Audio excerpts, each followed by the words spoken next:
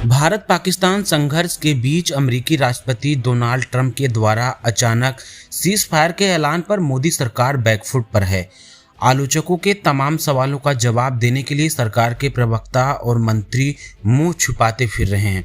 इस बीच मोदी, अमित शाह और सुषमा स्वराज के वो पुराने बयान निकल कर सामने आ रहे हैं और इन्हें आईना दिखाने का काम कर रहे हैं, जिसमें ये लोग युद्ध को लेकर बड़ी बड़ी बातें करते हुए सुनाई पड़ रहे थे।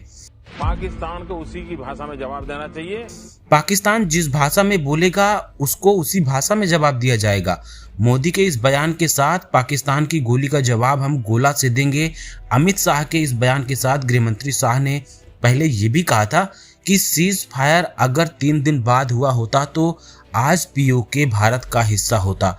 जब हमारी सेना जीत रही थी, पंजाब का एरिया आते ही सीज फायर कर दिया गया और पाक ऑक्यूपाई कश्मीर का जन्म हुआ।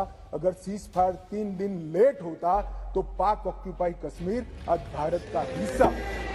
पाकिस्तान को उसी की भाषा में जवाब देना चाहिए।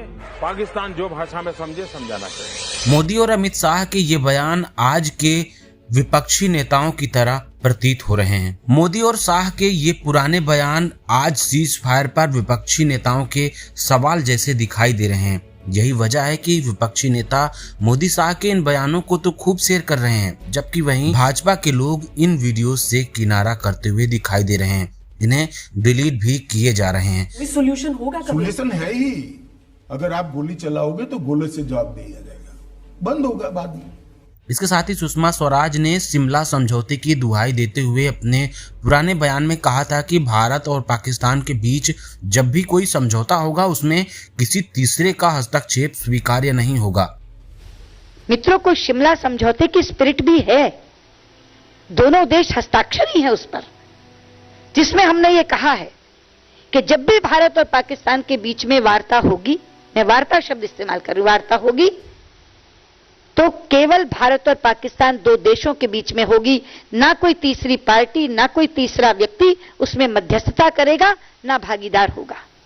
तो आज सवाल उठता है कि आखिर शिमला समझौते को मोदी सरकार ने खुद ही क्यों ठुकरा दिया। भारत पाकिस्तान के युद्ध विराम के लिए किसी तीसरे ट्रंप नाम के व्यक्ति को क्यों आने दिया। पवन खेड़ा ने सवाल पूछा है कि किसी की बात नहीं मानते तो कम से कम सुषमा स्वराज जी की तो सुन लेना चाहिए था, उन्हीं की पार्टी की थी। निमो यादव नाम के एक यूजर ने कहा कि इतिहास क्रूर होता है, सब कुछ दोहराता है, कुछ भूलता नहीं है। यशस्वी गृह मंत्री जी सीज फायर का नुकसान गिना रहे थे, लेकिन आज खुद ही सीज फायर कर बैठे।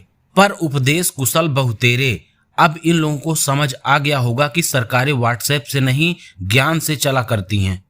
मोदीगिरी के जमाने में ऐसे बेबाक कंटेंट सिर्फ बनाना ही नहीं बल्कि शेयर करना भी हिम्मत का काम है। तो आगे आइए, हमें और निडर बनाइए। कम से कम एक शेयर जरूर कीजिए। व्हाट्सएप, फेसबुक, इंस्टाग्राम, जहां कहीं भी हो सके।